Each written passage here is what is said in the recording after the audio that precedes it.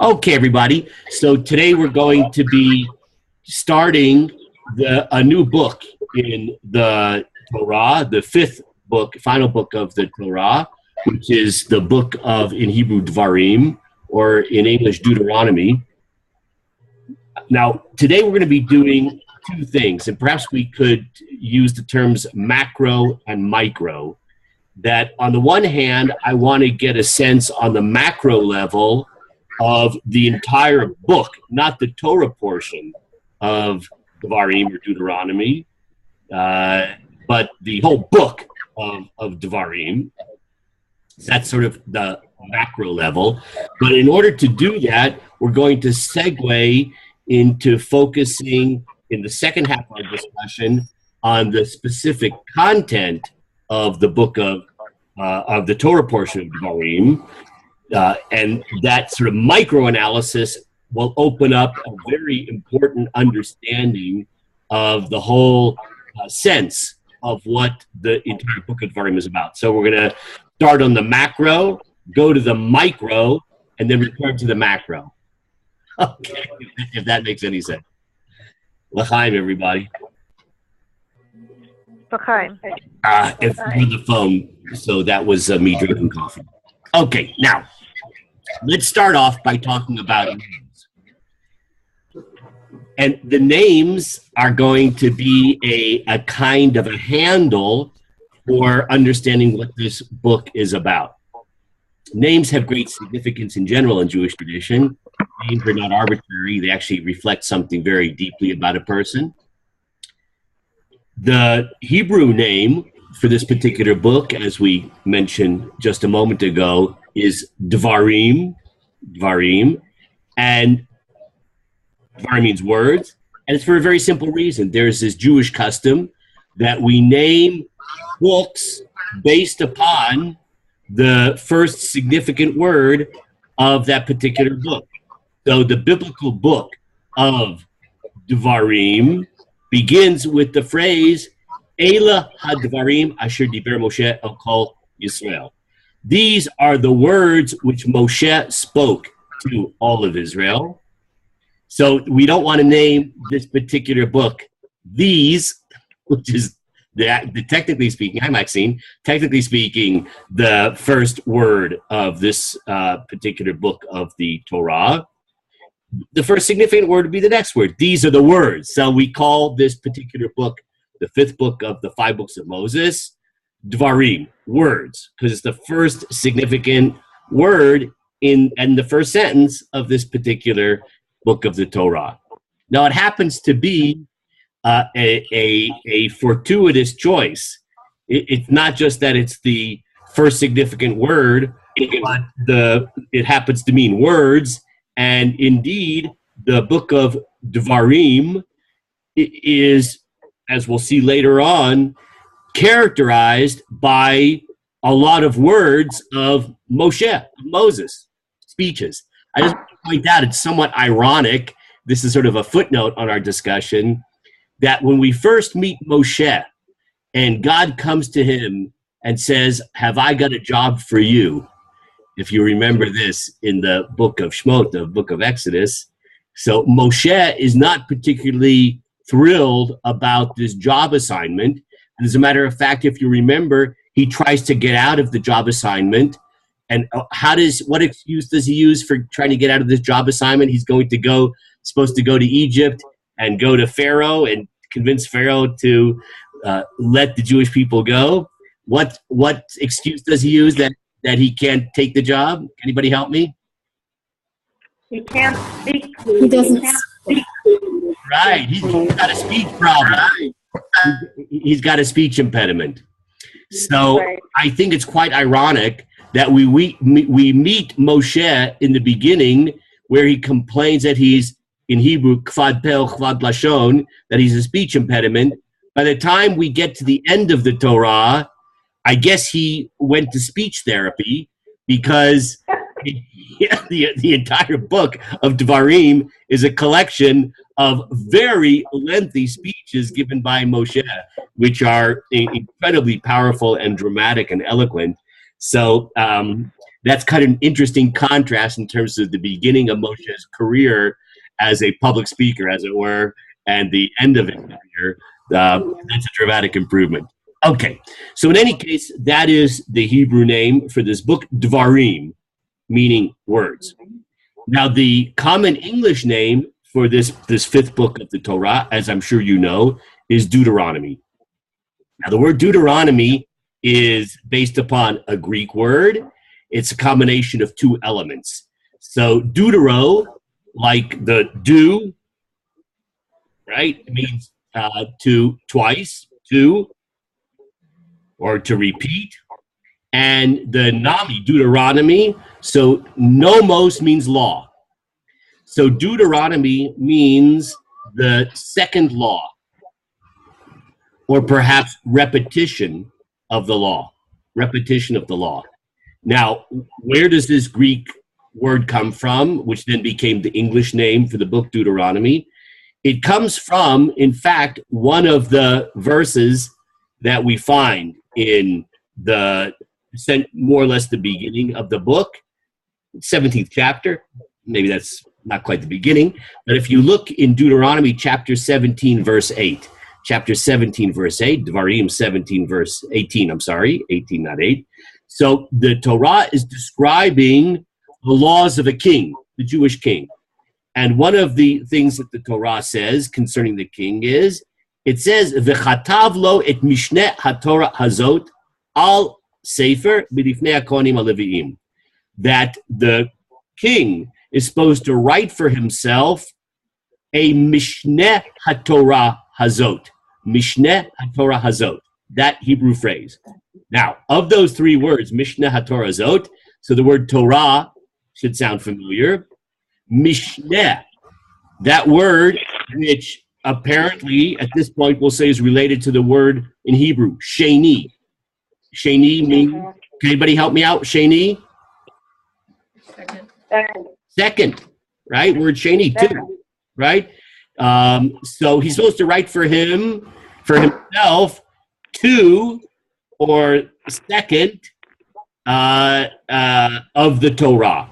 Now the question is, what does that expression mean?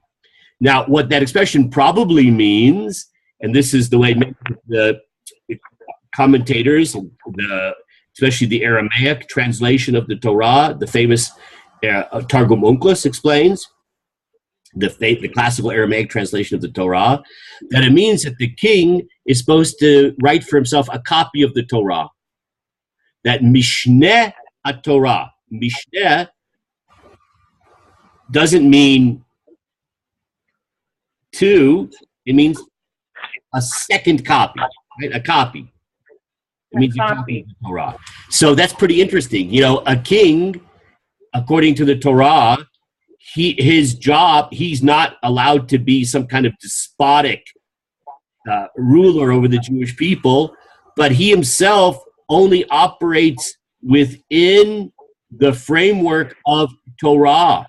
His job is as an executive to implement the Torah, and therefore he has to have a copy of the Torah with him at all times, according to this particular verse. So he has to make a copy of the Torah, and this copy of the Torah will circumscribe and define his function as a king, and he's supposed to keep that Torah with him at all times, so that he will have a ongoing mindfulness of his function. So that's what that term probably means, Mishneh HaTorah.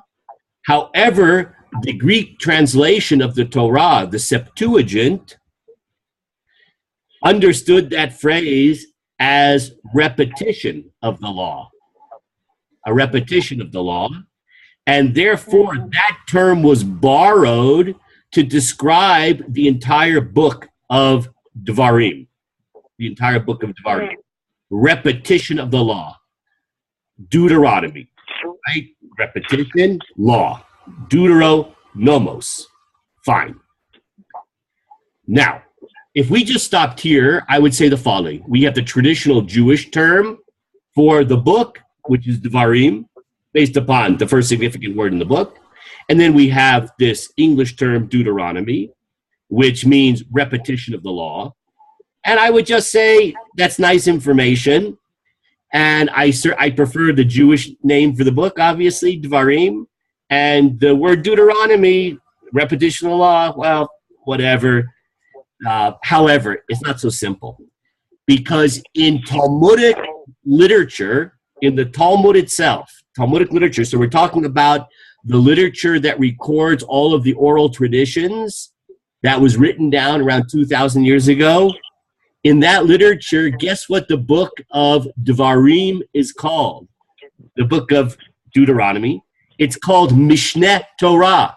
That Mishneh Torah, that very same expression, which is found in Deuteronomy chapter 17, which was the basis for the Greek term for the Torah, Deuteronomos, right? Deuteronomy. That same, but in the Hebrew form, Mishneh Torah, that term is used by the Talmudic sages to refer to the book of Devarim. So we can't just poo-poo that particular name for this book. So I want to try to understand, when the sages called the book of Devarim Mishneh Torah, repetition of the Torah, right? What do they mean by that? Now, what one could say is, if one glances superficially at the content of this fifth book of the Torah, one could claim, okay, it's a repetition of the previous four books. And there's some basis for that. After all, in terms of historical narratives, there is a recounting of the history of the Jewish people from the time of the giving of the Torah at Mount Sinai. And there's also a repetition of many of the commandments found in the Torah previously in the first four books. Of course, a notable example of them is perhaps the most famous collection of the commandments of the Torah, the Ten Commandments. So the Ten Commandments appear in the Torah in the book of Shemot, in the book of Exodus, but they're repeated in the book of Devarim, in the book of Mishneh Torah, that term which is used by our sages, Deuteronomy. However, not so fast. Is really the book of Devarim a repetition? So I'd like to point out that whether you look at the historical narratives, which seem to be repeated in the book of Devarim, or you look at the recounting of the mitzvot, it is far from obvious that it's a repetition. First example, so, and this is based upon the great 19th century commentator, Rabbi Samson Raphael Hirsch. He points out the following when it comes to the commandments which are repeated in the Torah, in the last book of the Torah, Deuteronomy, Devarim, that there are about 100 mitzvot which are contained, 100 commandments which are contained in this fifth book of the Torah. But in fact, of those 100, about 70 of the 100 don't appear in the previous four books. They appear for the very first time, amazingly enough, only in the book of Devarim. So that's hardly a repetition. And as a matter of fact, even when there is a repetition of the commandments of the mitzvot in the book of Devarim, it's not really a repetition. And of course, I'll just remind you of a very famous example. So we already mentioned that the Ten Commandments are repeated, the Aseret HaDibrot in Hebrew. So let's take one example, very famous example. When in the Ten Commandments, the Aseret HaDibrot, the Torah in the book of Shemot, in the book of Exodus, tells us to keep Shabbat, to keep the Sabbath. So there, in the first set, when it's recounted originally, so the Torah says, Zachor, remember the Sabbath day. Hebrew word Zachor, remember the Sabbath day. But when it comes to the way Moses, ostensibly is repeating the Ten Commandments, he doesn't say, remember the Sabbath day, in that set of the Ten Commandments. He says, observe it, shamor, the Hebrew word shamor. So it's not a repetition. There's some type of evoking of the commandments that were given previously, but with a certain adaptation or nuances of difference that obviously are significant. So that's in terms of mitzvot. They're not being repeated. They're being somehow treated in a slightly different way. We'll talk more about that as we go on. Now, let's just give an example of the historical narratives which are in the book of Devarim. Are they simply repeated? So I'll give you an example. So one of the episodes which features so tragically in the previous book of the Torah, of the book of Numbers, Bamidbar, is, of course, the sending out of the spies, which resulted in the fact that we had to spend 40 years in the wilderness. And that episode of the sending of the spies features very prominently in the beginning of the book of Devarim, of Deuteronomy. But if you take a look at the way the episode is described in the book of Bamidbar, of Numbers, contrasting it with the way Moshe describes it in the book of Devarim, it's actually quite dramatically different. So, for instance, as one example, in the book of Bamidbar, when the Torah describes what happens, this is chapter 13, verse 1. So the Torah says the following: Vaydaber Hashem el Moshe, the Amar, that God spoke to Moshe and said, Shlach lach anashim, you should send out people to scout out the land. So according to the way it's described in the book of Bamidbar, whose idea was it to send spies into the land of Israel? It was God's idea, and God spoke to Moshe to send spies. But if you take a look at the way Moshe relates what happened in the book of Devarim, he says, and this is chapter 1, verse 22, Vatikrevun alai kolchem, you approached me, Vatomru, and you said, let's send out spies. Let's send out people. As if it was the people's idea. So it's not apparently that the episodes are simply repeated. There's something else going on here. Now, another feature which seems to be profoundly unique about the book of Devarim is that in the rest of the Torah, there is the narrator, the divine narrator, and then you have, obviously, Moshe features from the book of Shemot, the book of Exodus on. He's a very important personality. He's not the speaker. He's the subject of the narration. He's the subject, but he's not the speaker. Furthermore, the prophecies which are communicated to Moshe come from God through Moshe to the people. Now, if you contrast that to the book of Devarim, Moshe is the narrator. He's the speaker. There is some narrative material from the divine editor interspersed through the book, but it's primarily Moshe himself speaking.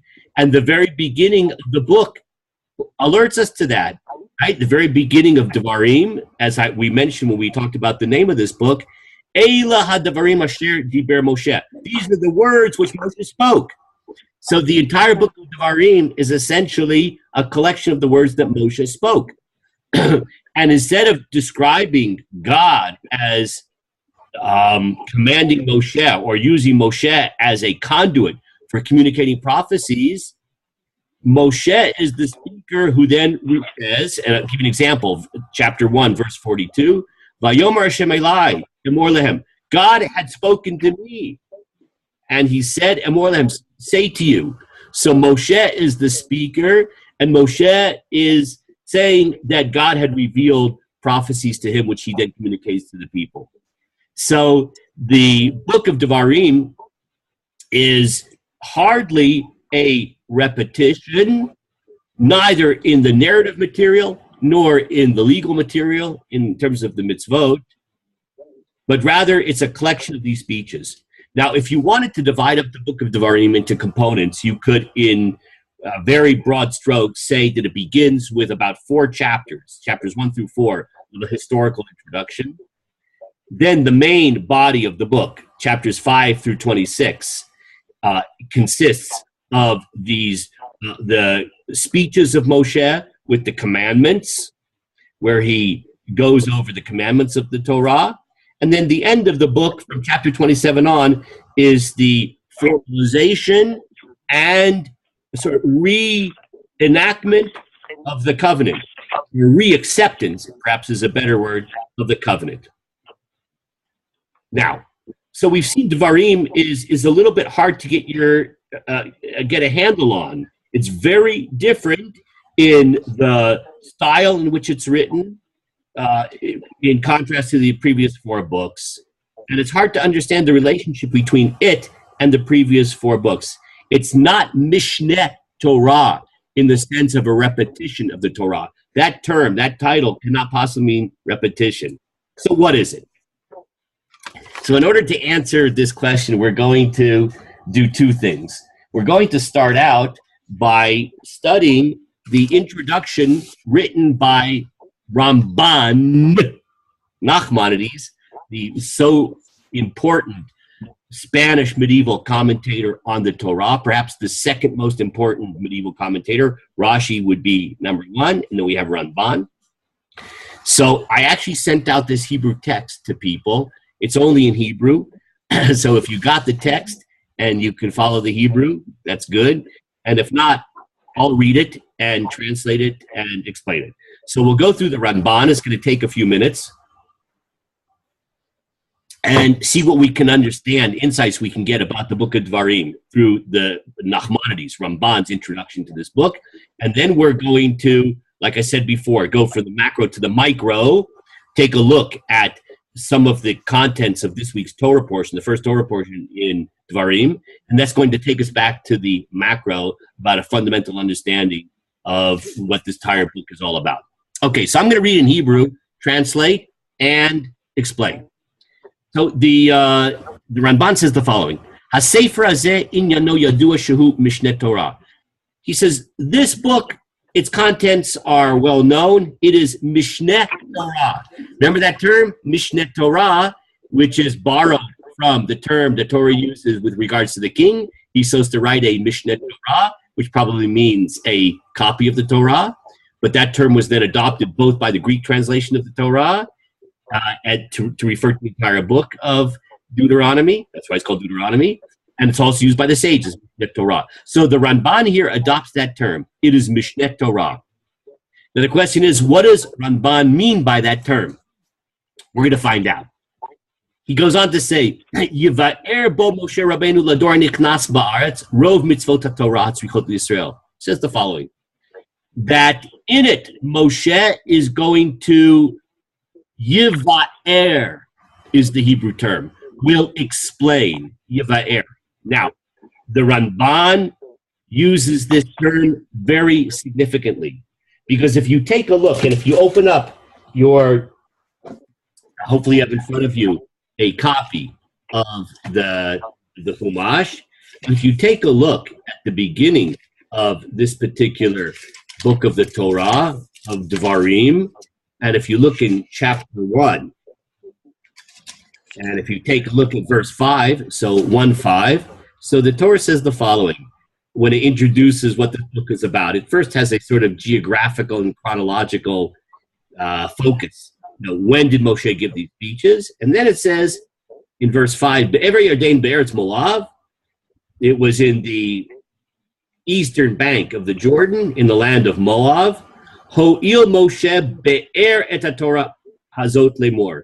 Moshe began Be'er, Hebrew word Be'er, et HaTorah Zot. He began to Be'er, which is usually defined as explain, saying, and then we have the beginning of the speeches. So that word Be'er, to explain, is the same word that the Ramban uses here, taken from chapter 1, verse 5.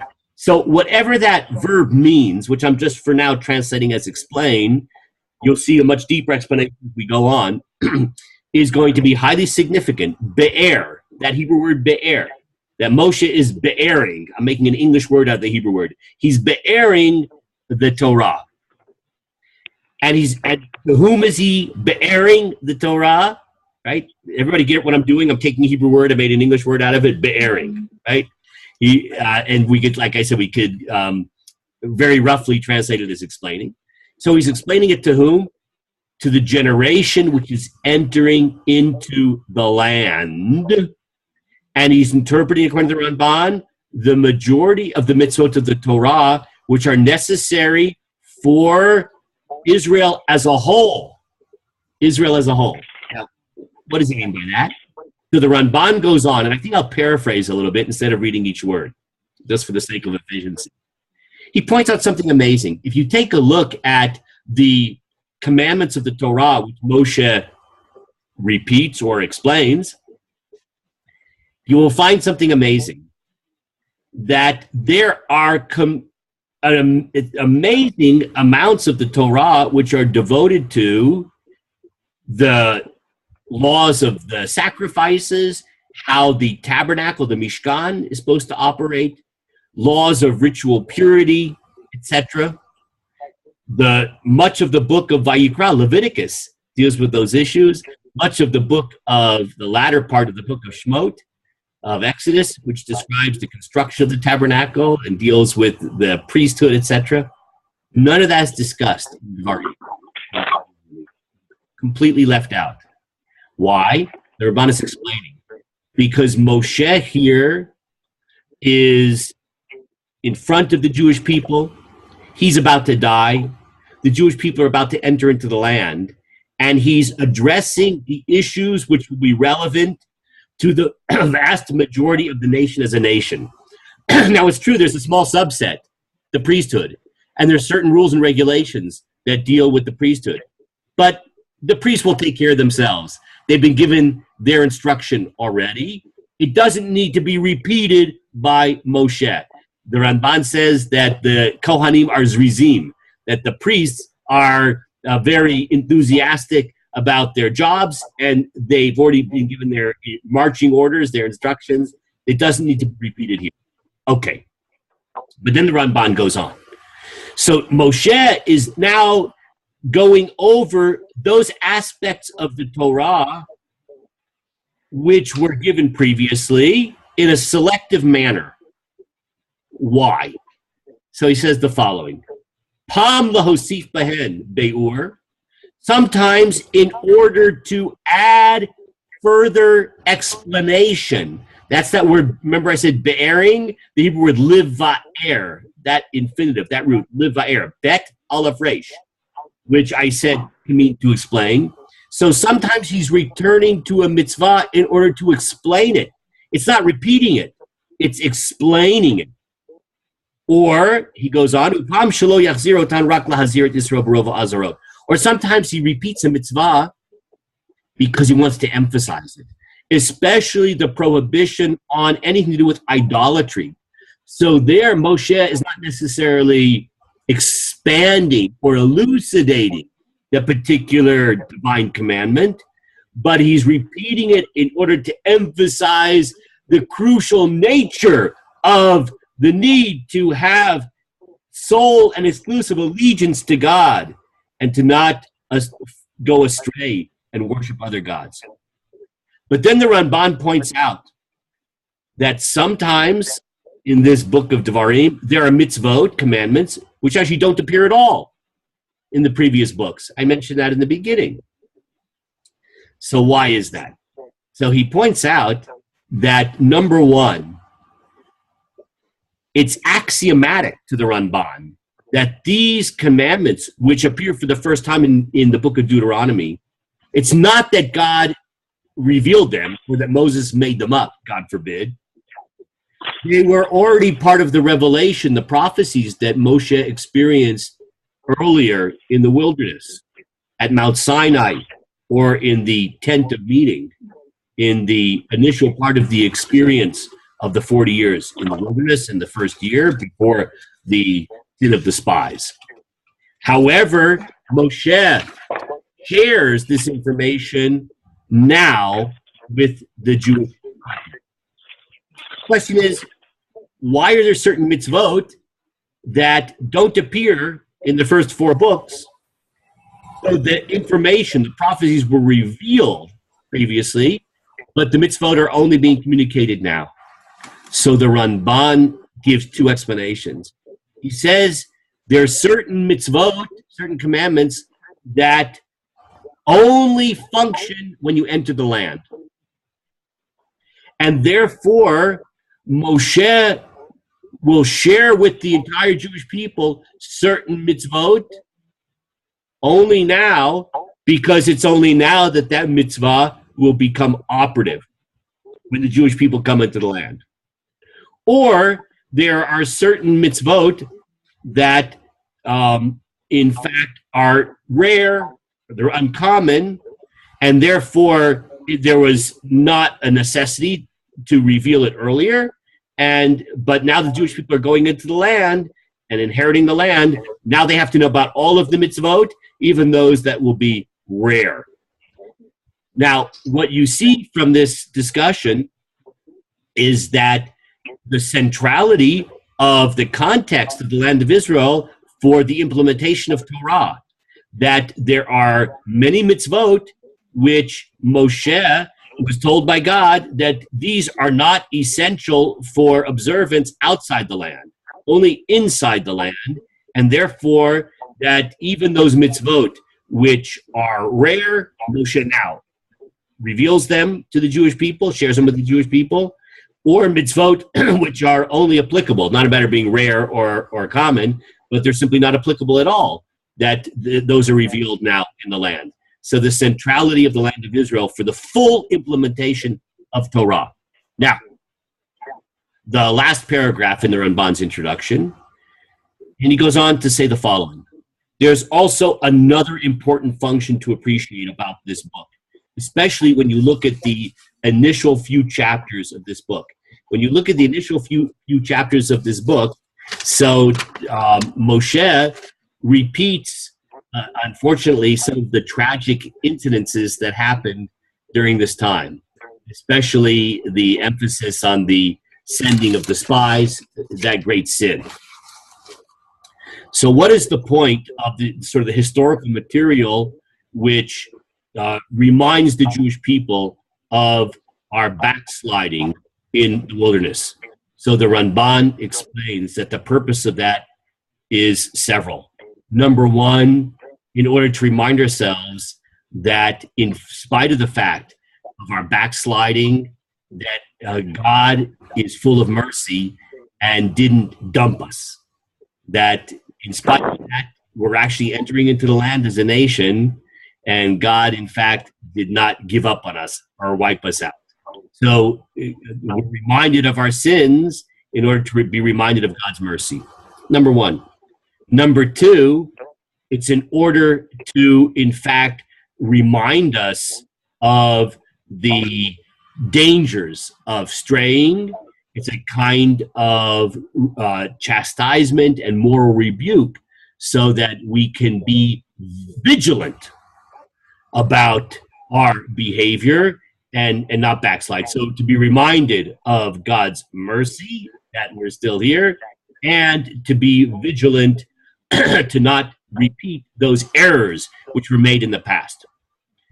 Then the Ramban ends his whole introduction with a very, very powerful idea, which I think that if you forget everything else we said today, this would be a very powerful way. That is the following. It says the following, that when we read the history of the Jewish people and we read how if you were the boss and your followers were like the Jewish people were in the wilderness, I am not sure that you would want those followers anymore. That in fact, and I'm going to read the words here, Lahazek libam. Moshe wants to strengthen the hearts of the Jewish people. That God will always relate to them with the attribute of mercy. A person shouldn't say, how could we inherit the land? It's impossible. There's no person who doesn't sin.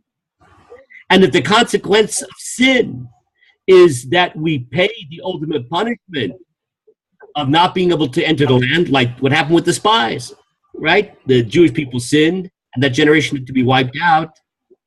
So if a person thinks the consequence of sin is irreversible punishment and being disconnected from the promised destiny of the Jewish people, so a person will feel despair. A person will feel despair about the relationship with God.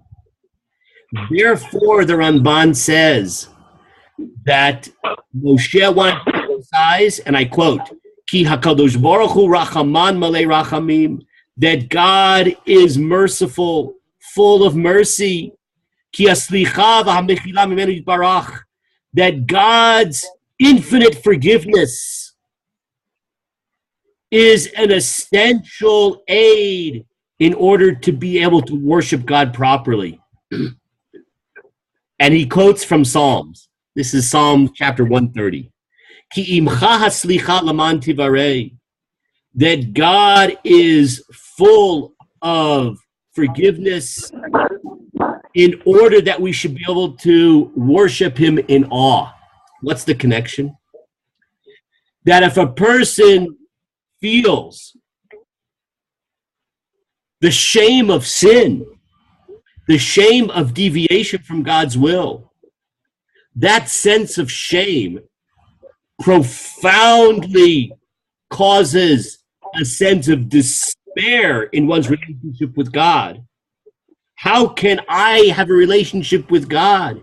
How can I continue as one who serves God and to live out the destined plan that God has for me when I'm so full of sin, when I've deviated? Sin creates alienation and ultimately despair. So therefore, Moshe wants to emphasize, look at history, that God is so full of mercy, so full of forgiveness, and a person has to have that in their consciousness at all times, to never despair, because God's hand is always extended in forgiveness. If we just take one step forward towards him, God will take 2 steps forward to us in order to give us the confidence to maintain our relationship, to continue to attempt to serve God to the best of our abilities, even when we stumble, and in spite of the fact that we stumble. Because God is merciful, full of mercy, full of forgiveness, full of compassion. Okay, so those are the final comments of Ramban.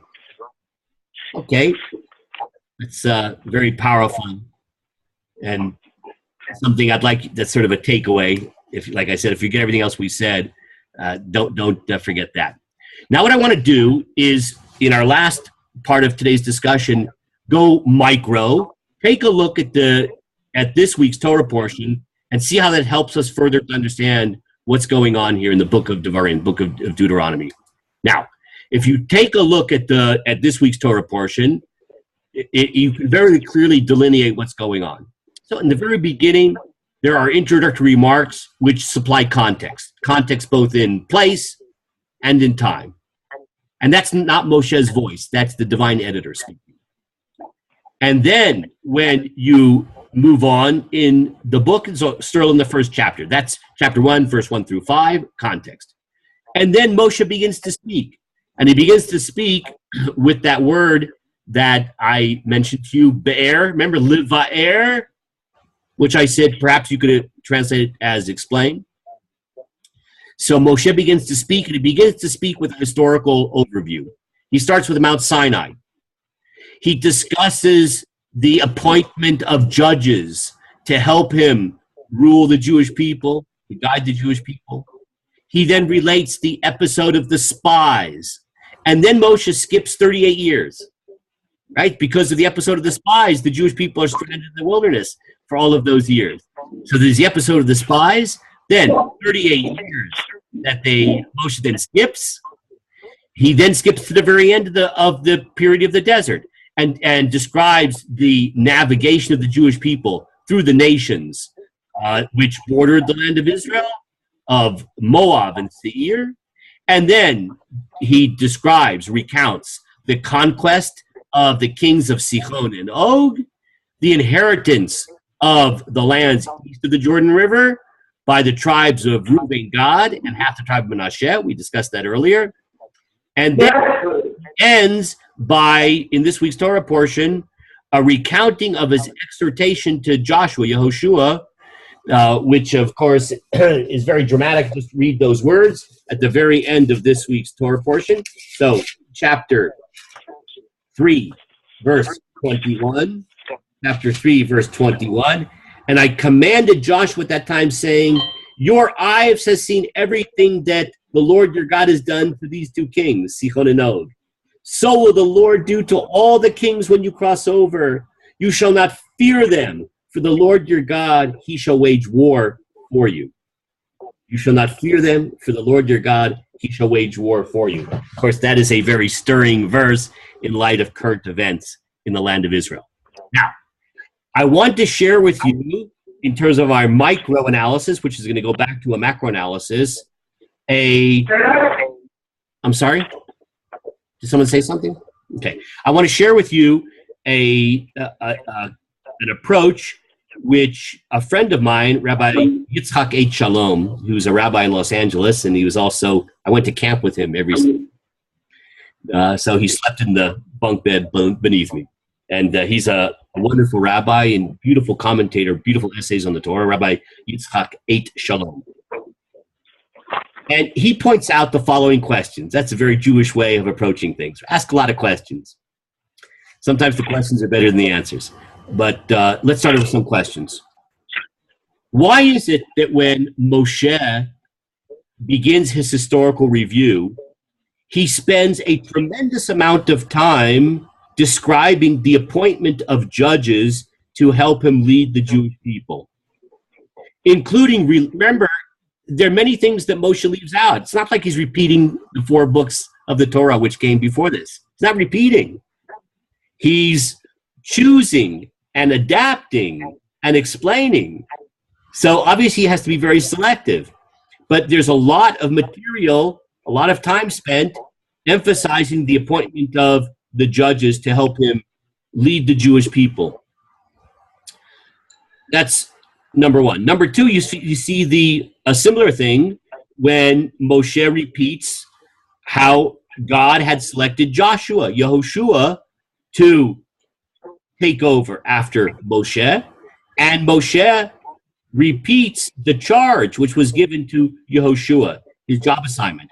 Why is it necessary at this juncture of Jewish history, when the Jewish people are about to enter the land, to be reminded in such a lengthy way of the appointment of the judges to lead the Jewish people collectively, the appointment of Yehoshua, Joshua, as sort of the executive leader of the Jewish people who take after Moshe? So that's the first question. Second question, why is it necessary in any case to have this historical narrative, this repetition, starting with Mount Sinai, the different episodes of backsliding, etc.? Well, you could say the reason that Jewish history is being recounted here is because this is a new generation. They weren't there. So they need to be reminded about the history of the previous generation. So that's why you need this historical material. But there's something very strange with that Rabbi H. Shalom points out. If you'll take a look at your Humashim, and if you'll take a look as an example in chapter 4, verse 9. Chapter 4, verse 9.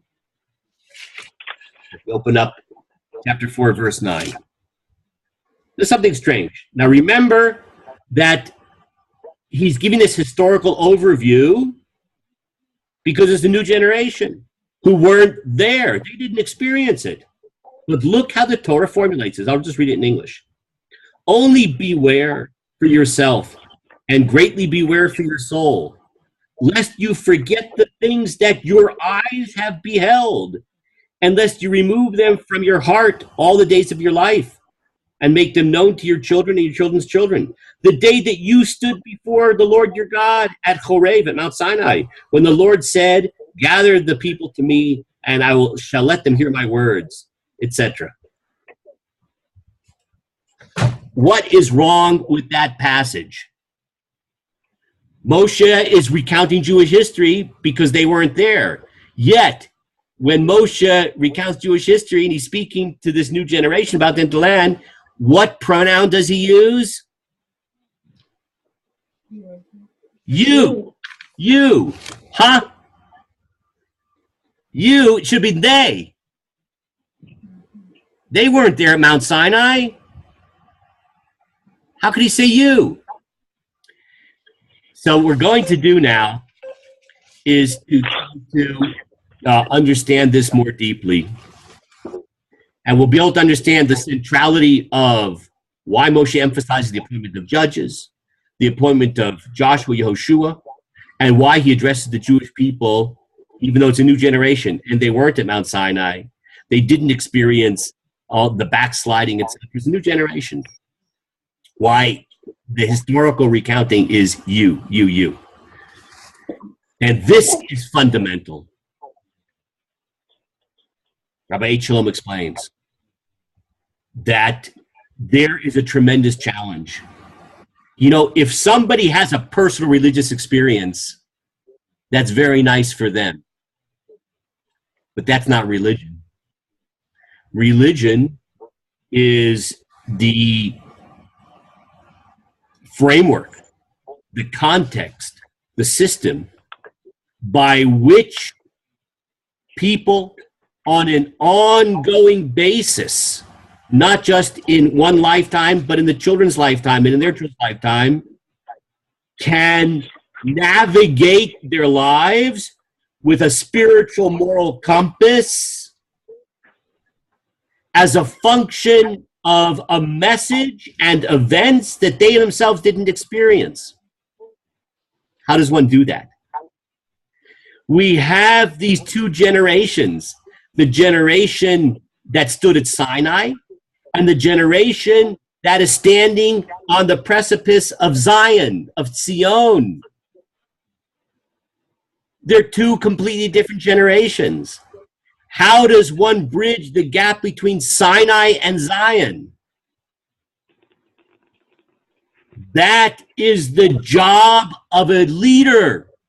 That is the job of a spiritual leader, of a teacher. The job of a teacher is to bridge the gap between the generations, to take that experience of Mount Sinai and to implant it into the ongoing mindful consciousness of that new generation, which is about to enter into the land. The job of a spiritual teacher, a spiritual leader, is to bridge the past and the present, to transcend time, so that we can be able to maintain that sense of covenantal relationship with God on an ongoing basis, in spite of the fact that we didn't experience God directly at Mount Sinai.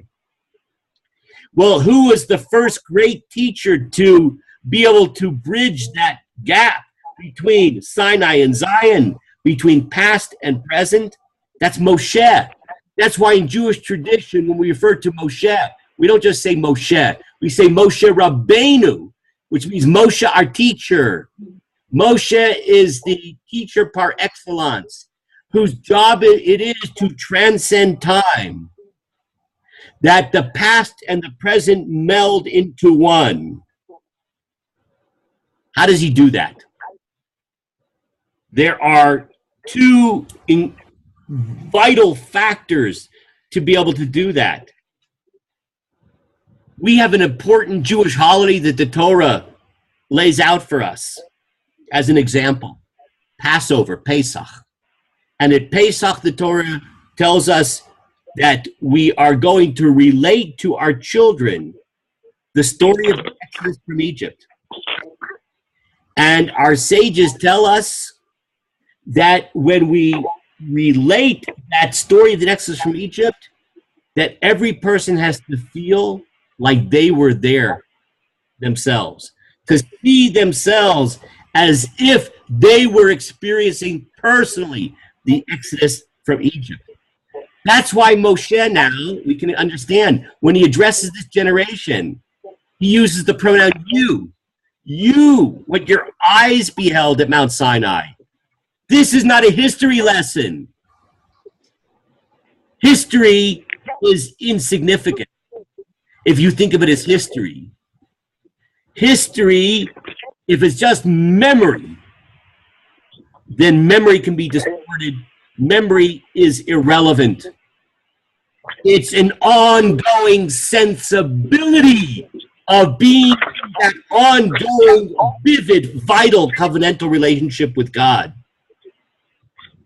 How does a person feel that ongoing sense of immediacy without having experienced in a very dramatic way those events which forged that covenant with God? The teacher, by being able to take those historical events and to be able to ignite the imagination of the student so that student can feel the presence of teachings from the past as not from the past, but as freshly relevant, as if they were standing at Mount Sinai, hearing God's voice coming from Mount Sinai then. That's Moshe Rabbeinu, Moshe, our teacher. It's for this reason that the Moshe emphasizes in the beginning of his speech the centrality of the appointment of leadership, the judges, the leaders, Yehoshua, his successor, because without educators, without spiritual leaders who are able to bridge the gap between the past and the present, then the spiritual quest is simply a history lesson, is impossible. Now we can understand really everything about what the book of Devarim is all about. The book of Devarim is the most vivid, impressive example of what it means to be a Jewish teacher. Anybody who wants to be a spiritual leader, read the book of Devarim and take a lesson from Moshe Rabbeinu, Moshe, our teacher, our masterful teacher. Our job is to be able to bridge Sinai and Zion, the past and the present. That the messages which boomed out at Mount Sinai are addressed to you right now. The freshness of the divine message, the freshness of the message. The Bible is not a historical document. It is God speaking to me right now. And the teacher is the one who conveys that sense of freshness and relevance. This explains why Moshe is not repeating. He is taking the Torah and making it relevant, fresh, insightful, impactful to that generation which is entering the land that wasn't at Mount Sinai. And therefore, a teacher has to do many things, has to be sometimes selective. Here are the things that you have to know that are relevant for you right now in your life. At this passage in your life, I need to emphasize XYZ, but not ABC. Here are certain ideas that you need to hear in order to be able to, because of what is going on in this particular context, will enable you to be able to navigate your life in which the Torah's message is profoundly relevant. Now, I want to end with returning to that word, be'er, liva'er, to explain. Right, that's the word which in chapter 1, verse 5, that the Torah says that Moshe began to be'er et Torah hazot, be'er, liva'er. I want to get an interesting insight into what that word could really mean. So the word bet aleph resh, liva'er, which is normally translated as to explain.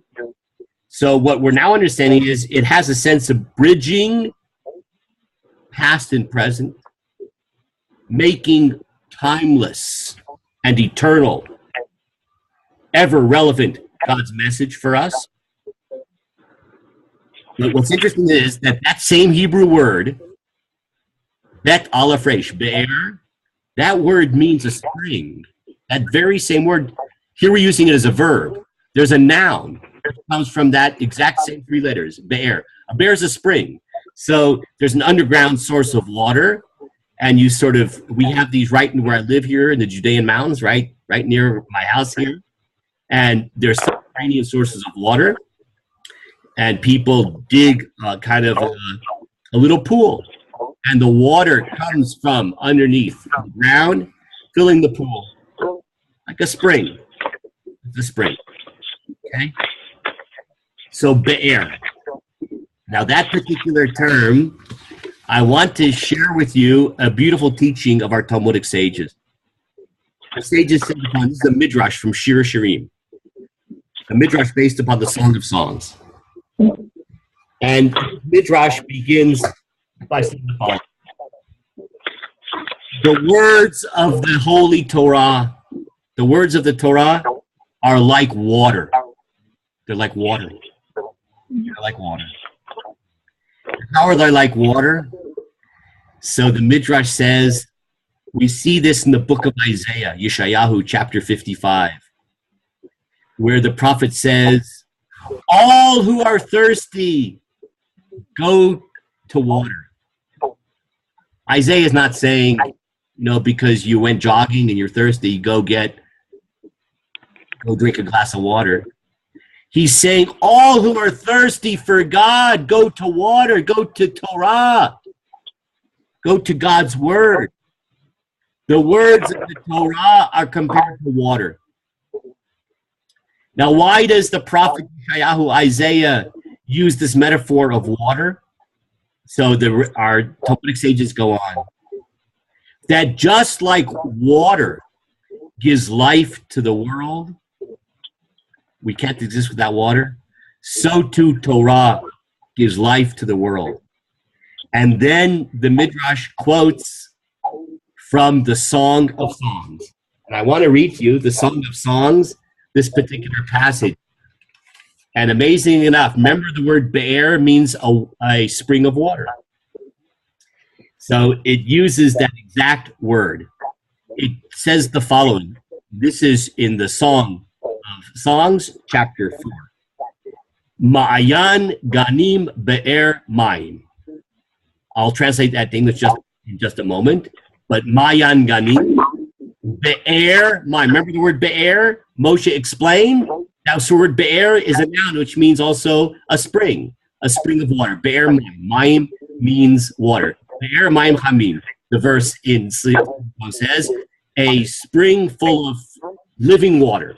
Now I'm going to read to you that particular passage here. Listen to the passage in the Song of Songs. It says the following.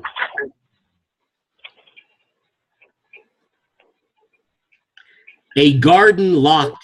This is Song of Songs, chapter 4. A garden locked is my own, my bride. A fountain locked, a sealed up spring. Your limbs are an orchard, of pomegranates, and of all luscious fruit, of henna, nard and saffron, a fragrant reed and cinnamon, with all aromatic woods, myrrh and aloes, all the choice perfumes. Okay, this is not the time to discuss all those images, what they're about, in terms of describing the love relationship between God and the Jewish people. And then it goes on.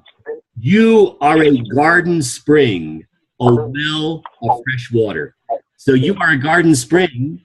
That verse over there, a garden spring. So the phrase there in Hebrew is Ma'ayan ganim be'er mayim. A garden spring, a well of fresh water. Be'er mayim. Be'er, that word. So the verse is saying the following, that our relationship with God through God's word, through Torah, is a garden spring, a be'er, that which wells up from the divine source, satiates us and invigorates us and gives us life and quenches our spiritual thirst, that's what Torah is. But it can only be that if we have somebody to be able to, as it were, translate Torah in a way which uncovers its meaning. That is the great job of a spiritual teacher, a spiritual leader. That was the job of Moshe. That's what Deuteronomy is all about, Devarim.